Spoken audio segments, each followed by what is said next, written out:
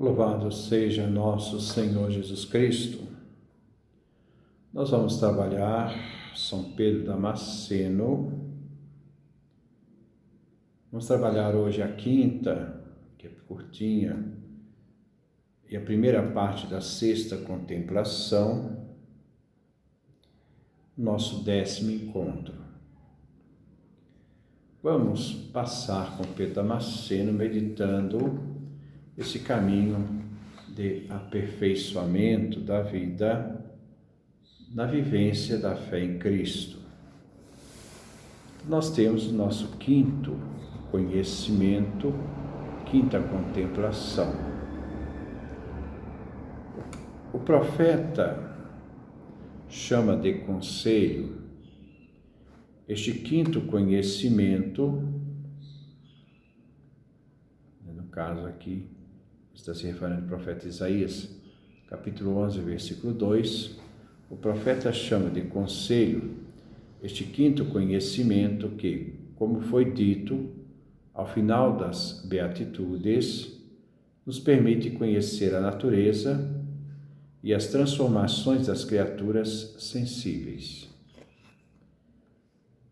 Esse processo de aperfeiçoamento, o conhecimento nos leva ao aperfeiçoamento.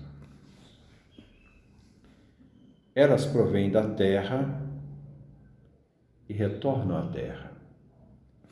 A nossa origem natural é da terra, há um princípio de duração da existência da vida nessa terra, e depois, o fim, elas retornam à terra. Essa realidade efêmera que nós devemos sempre meditar e ver que nós estamos numa realidade de duração que um dia vai ter um fim. Como diz o Eclesiastes, vaidade das vaidades, tudo é vaidade. João Damasceno, São João Damasceno, diz a mesma coisa. Tudo que é humano, tudo que cessa de existir depois da morte é vaidade. Toda essa realidade humana, que um dia vai cessar depois da morte, é uma vaidade. E dessa vaidade se pode se tornar uma ilusão. A riqueza não permanece. A riqueza é fugaz. A glória não nos acompanha. A pessoa não leva para o túmulo a riqueza, nem a sua glória.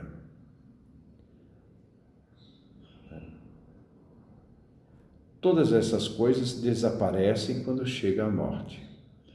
Muitas pessoas são motivadas a sua vida a buscar essas vaidades e perder o sentido daquilo que vale, daquilo que perdura. E também, tudo que é verdadeiramente vaidade. Tudo que acaba com a morte. É em vão que o homem nascido da terra se agita sobre a terra. Essa realidade de querer aproveitar essas coisas da terra, essas realidades que são realidades passageiras, mas elas não dão um significado pleno da vida. Como diz a Escritura, mesmo que ganhemos o mundo, não habitaremos senão a cova. São iguais reis e pobres. Então, tanto rei como pobre têm o mesmo destino final. Essa meditação sobre a realidade. Realmente, o que nós estamos procurando? Quais são as motivações que nós estamos procurando viver? Para onde nós queremos chegar? Isso que nós estamos realizando, nossas lutas, nossas conquistas, são mais frutos das nossas vaidades ou dão significado à nossa existência? Será que nós estamos buscando coisas vazias, ilusórias?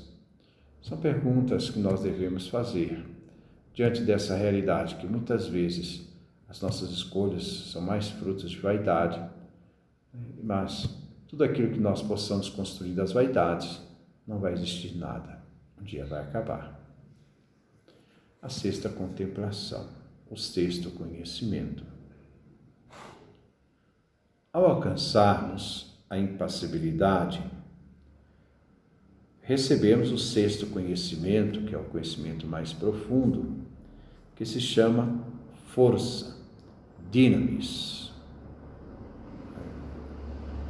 que nós encontramos no caso de Isaías, capítulo 11, versículo 2.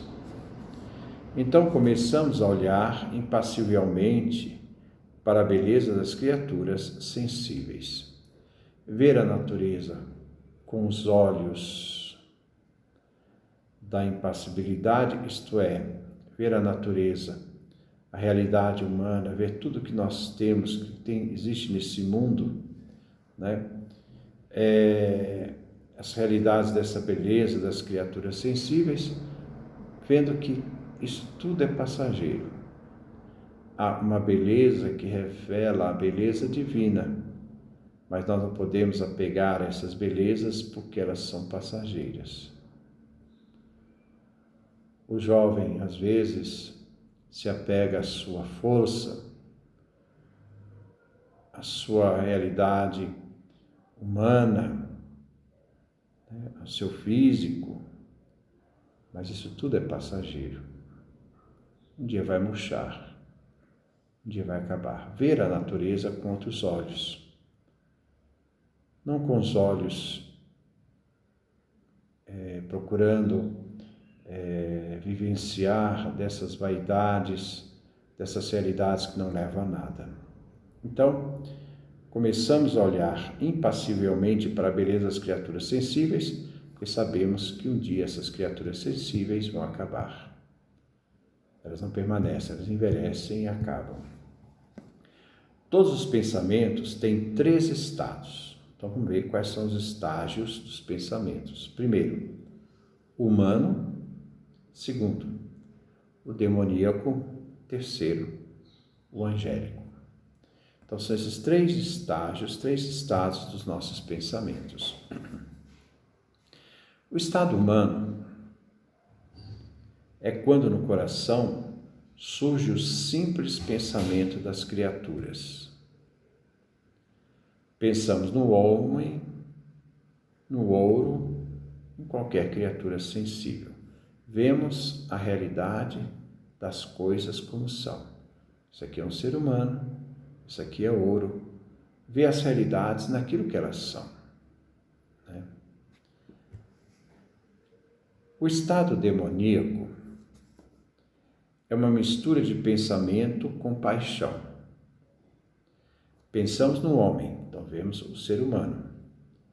Mas este pensamento se mistura com amor irracional, com desejo irracional, a relação com o amado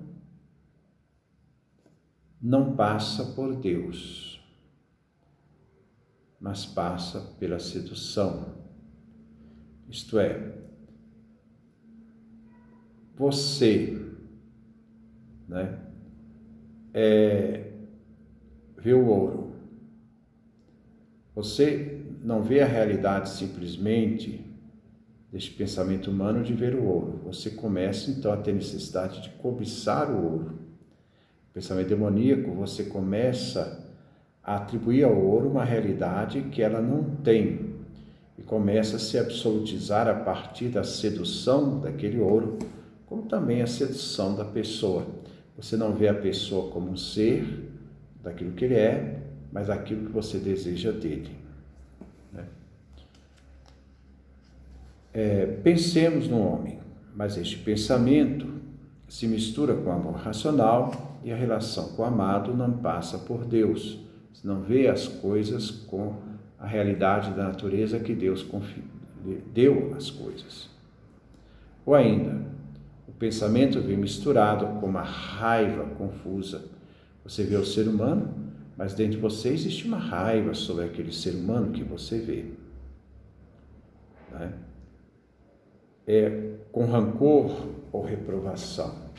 Você vê ser humano, mas o fato de você olhar o ser humano, você não vê com os olhos daquilo que ele é como ser humano, você vê com os olhos desse pensamento, ele chama aqui demoníaco, de trazer certos sentimentos destrutivos em relação àquele ser humano, aquilo que você traz dentro de si, então com rancor, com reprovação.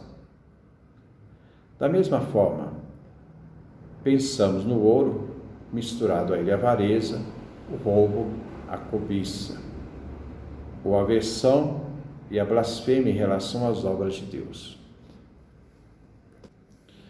Tudo isso se realiza justamente a partir dessa realidade, como o primeiro é o princípio da realidade, o pensamento humano, aquilo que o ser é.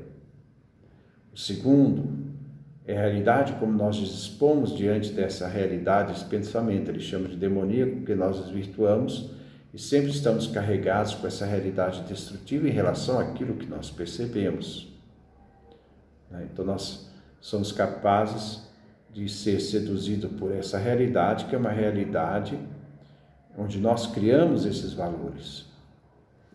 São João Crisóstomo tem certos seus discursos, seus sermões, falam daquelas pessoas, dos reis, das pessoas nobres, que quando saíam com seus cavalos, colocavam-lhes rédeas de ouro, né? Então ele dizia: será que o cavalo é capaz de medir que ele está com uma rédea de ouro? Será que o cavalo é capaz de dar valor a isso? Para o cavalo, isso é simplesmente uma rédea que o faz obedecer. O problema do ouro é uma questão da realidade, da visão do dono, que dá valor a uma coisa que o cavalo não dá. Porque se o cavalo tem rédea de ouro ou rédea de ferro, qualquer uma dessas rédeas vai fazer a mesma função. Mas a vaidade é capaz de fazer com que a pessoa seja capaz de colocar no animal aquilo que para ele não tem valor, né? Com valor como ouro, né? Então vamos lá. Em ambos os casos, trabalhamos na nossa perdição. Pois, se não amamos as coisas em sua relação com o divino, naquilo que as coisas são, né? Se as preferimos ao amor de Deus, dando mais valor a essas coisas do que a Deus, em nada nos distinguimos dos idólatras, de São Máximo Confessor.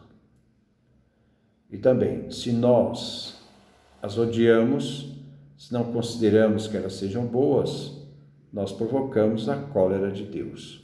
Porque Deus deu o ouro, Deus deu as coisas para o ser humano, né?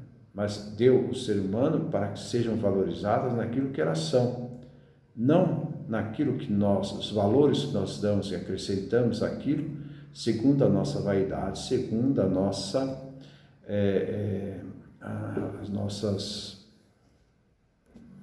segundo a nossa avareza. Porque aí nós estamos justificando uma realidade, um valor que nós atribuímos, que vai para além daquilo que as coisas significam, o ser humano significa, o ouro significa. E também, se nós os odiamos, se não considerarmos que elas sejam boas, porque tudo Deus criou para o bem, tudo é para o bem, se não somos capazes de ver essas coisas como a realidade do bem, nós vamos provocar a cólera de Deus, porque nós estamos atribuindo a Deus uma coisa má. Não pode. Já o estado angélico consiste na contemplação impassível das coisas. Este é o verdadeiro conhecimento, o verdadeiro caminho do meio entre os dois abismos, que guarda o intelecto e permite superar o justo, a fim das 6 armadilhas do diabo, que o cercam. As armadilhas que estão acima, então quais são? As armadilhas que estão acima e abaixo, à esquerda, à direita, no interior e no exterior do justo fim, que é o verdadeiro conhecimento situado como que no centro dessas 6 armadilhas. Então vamos ver isto. Então, Deus criou tudo para o bem. O ser humano, o ouro, são realidades criadas e essas têm valores. O ser humano é capaz de pegar esses elementos e transformá-los numa realidade destrutiva, diabólica. E ao mesmo tempo agora existe um conhecimento, e nós não podemos desprezar, porque tudo que Deus criou é bom, mas agora nós vemos essa realidade do conhecimento angélico. Vamos ver o que significa então. O estado angélico então consiste nessa realidade, né, de separar o justo fim das 6 armadilhas do diabo. Então, esse estado angélico nos ajuda a vencer essas armadilhas. Eu lembro quais são elas: as que estão acima, abaixo, à esquerda, à direita, no interior e exterior. Então vamos ver. Os anjos terrestres, através das suas realidades mensageiras, os ensinam aqueles que morrem voluntariamente para o mundo para tornar impassível o intelecto, aqueles que se entregam totalmente à perfeição. E ver as coisas como convém, ver as coisas como elas devem ser vistas, não segundo as minhas seduções, não segundo as minhas avarezas, não segundo a minha capacidade de desejos destrutivos, sem ultrapassá-las. Nem acima do justo fim, por orgulho de imaginar, compreender, baseando-se no próprio discernimento. Então vamos lá. Nem abaixo. Então vamos lá, vamos voltar aqui. Nem acima do justo fim. Então, a tentação acima e abaixo. Acima. Não podemos ultrapassar acima do justo fim que as coisas foram criadas. Então, as realidades têm uma finalidade e nós não podemos perder essa justa finalidade das coisas. Nós podemos perdê-la por orgulho de imaginar, compreender, baseando-se no próprio discernimento. Então, o ser humano tem que ver isto a partir de Deus, não a partir da sua realidade humana, nem abaixo. Então, abaixo significa pela ignorância que impede de alcançar a perfeição, porque a ignorância é um impedimento para o conhecimento angélico. Nem a direita, isto é, pela rejeição e aversão pelas coisas, porque as coisas são boas, eu não posso rejeitá-las nem ter aversão sobre elas. Então, buscar esse conhecimento angélico. Nem a esquerda, através de um amor irracional, instintivo, o desejo passional. Nem no interior do justo fim, a vida interior que tem esse justo fim, pela ignorância total e pela preguiça, que impede as pessoas de buscarem, de alcançarem, de terem forças para buscar um fim maior, nem no exterior, pela atividade excessiva e a pressa irracional que provém da indiferença ou da malícia. Então, jamais, em nenhum momento, chegarmos a essa realidade, essa atividade excessiva, uma pressa irracional, que provém dessa indiferença da realidade sobre aquilo que existe, sobre as realidades, sobre as pessoas, e da malícia que muitas vezes é colocada em cima daquilo que se tem diante de si. Mas é preciso receber o conhecimento na certeza da fé. Receber o conhecimento na certeza da fé. A fé desperta esse conhecimento angélico. Então é preciso que nós tenhamos esta realidade fundante da fé para que atinjamos esse conhecimento. E essa realidade exige de nós o quê? Paciência. O grande inimigo da paciência hoje se chama ansiedade. A paciência, a humildade, a boa esperança. A fim de que o conhecimento parcial que temos de determinada coisa nos conduza ao eros divino. Aqui tem uma palavra interessante, eros divino, ao desejo do divino. Esse desejo do divino que nos faz procurar o divino. O eros não é uma questão negativa. O eros também tem um sentido de realização plena do ser humano, o sentido humano que descobre seu valor maior. A ignorância que nossa pobreza nos impõe ao próprio conhecimento nos permite adquirir a humildade e atingir, pela esperança e a fé pacientes, o fim daquilo que buscamos. E nada desprezando como se fosse mal, e nada amando sem razão. Então, voltando para terminar esse momento, a ignorância que nossa pobreza nos impõe ao nosso próprio conhecimento, nós não sabemos tudo, nós estamos no mundo para aprender, estar aberto ao aprendizado, para ter conhecimento da justa medida das coisas, não daquilo que são os frutos dos nossos desejos desenfreados, mas o fruto do reconhecimento real das coisas. Essa realidade, esse conhecimento nos permite adquirir a humildade. Não somos sabedores de tudo, estamos em processo de conhecimento.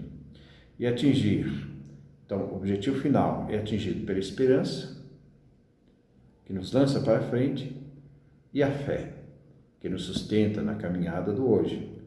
Pacientes, então nada atropelado. E atingir o fim daquilo que buscamos. Nós temos o objetivo a atingir, e esse fim daquilo que buscamos, nós devemos buscar realmente através dessa realidade, desse conhecimento que nos atinge a humildade, a esperança e a fé pacientes. E assim, o fim que buscamos, a nada desprezando, porque tudo tem significado, tudo é dom de Deus, como se fosse mal, não é. O mal não está nas coisas, o mal está na forma como nós usamos as coisas. E a nada amando sem razão. Tudo tem um sentido, amar com razão, dando sentido pelo qual Deus criou todas as coisas e tudo tem um significado. Buscar a razão disso. Por que isso? Qual o sentido que isso tem? Então, com isso, nós terminamos esta quinta e depois essa primeira parte da sexta meditação.